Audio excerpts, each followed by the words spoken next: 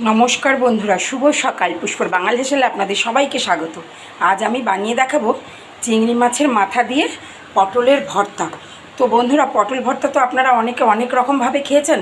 আমি যেইভাবে বানাচ্ছি একবার খেয়ে দেখবেন, আশা করি আপনাদের ভালো লাগবে। সবার প্রথমে শুকনো খোলা কটা গোটা শুকনো লঙ্কা দিয়েছি, আর একটুখানি কালো জিরে দিয়েছি। এই টালা মশলায় যদি ভর্তা বাটা যাই করেন, তার স্বাদ কিন্তু দ্বিগুণ বেড়ে যায়। তো চলুন, এটা ভাজা হয়ে গেছে, নামিয়ে ফেলি। এটা একটা পাত্রে রেখে দিলাম, এটা ঠান্ডা হয়ে যাবে, তাহলে আরও মুচমুচে হয়ে যাবে। এবার কড়াইতে দিয়ে দেব পরিমাণ মতন সর্ষের তেল। আর এই ভর্তাটা কিন্তু সর্ষের তেলেই করবেন, তাহলেই ভালো লাগবে।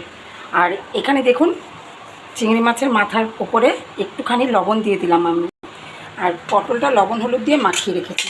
এবার একে একে দিয়ে দেবো আমি বেশ কিছুটা পরিমাণে রসুন তেলের ওপরে। এই সময় গ্যাসের আঁচটা কমিয়ে রাখবো। দিয়ে দেব পেঁয়াজ, বেশ কয়েকটা হাতে ভেঙে রাখা কাঁচা লঙ্কা, ভেঙে দেবেন নাহলে ফেটে গায়ে আসবে।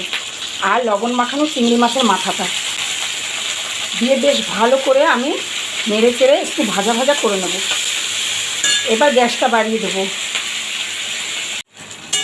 দেখুন কি সুন্দর আধ ভাজা টাইপের হয়ে গেছে। এই সময় আমি দিয়ে দেবো লবণ হলুদ মাখিয়ে রাখা পটলটা। পটলের পুরো খোসাটাই কিন্তু আমি ছাড়িয়ে দিয়েছি। আর লবণ হলুদ মাখানোর পর যে জলটা বেরোয়, সেটা সম্মত দিয়ে কিন্তু আমি পটলটাকে চিংড়ি মাছের মাথার উপরে দিয়ে দিলাম। খুব সুন্দরভাবে লাল করে ভেজে নেব। নিয়ে আমি শিলপাটায় ভর্তাটা বানাবো। শিলপাটায় ভর্তা বানালে সেই ভর্তার স্বাদই হয় আলাদা। দেখুন, এবার মাঝখান ফাঁকা করে একটু সর্ষের তেল দিয়েছি, ওর মধ্যে দিয়ে দেবো একটা টমেটো ছোটো দিয়ে, এটাকেও বেশ ভালোভাবে একসাথে করে ভাজা ভাজা করে নেব। একটু টক ঝাল সেই স্বাদ হবে। যতক্ষণ টমেটোটা না মজে যায় ততক্ষণ ভাজবো, তাহলেই হয়ে যাবে রেডি। দেখুন খুব সুন্দরভাবে ভাজা হয়ে গেছে, তেল ছাড়তে শুরু করে দিয়েছে। এবার আমি গ্যাসটা অফ করে এটা নামিয়ে নেব। এখন বন্ধুরা, শিলপাটা নিয়ে বসে পড়েছি, এটাকে শিলে বাটবো বলে।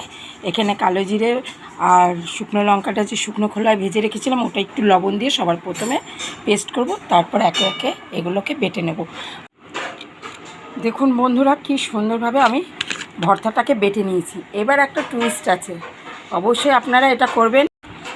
গন্ধরাজ লেবুর পাতা হাতে ডলে এই ভর্তার সাথে গরম গরম অবস্থায় আমি মিশিয়ে দেবো।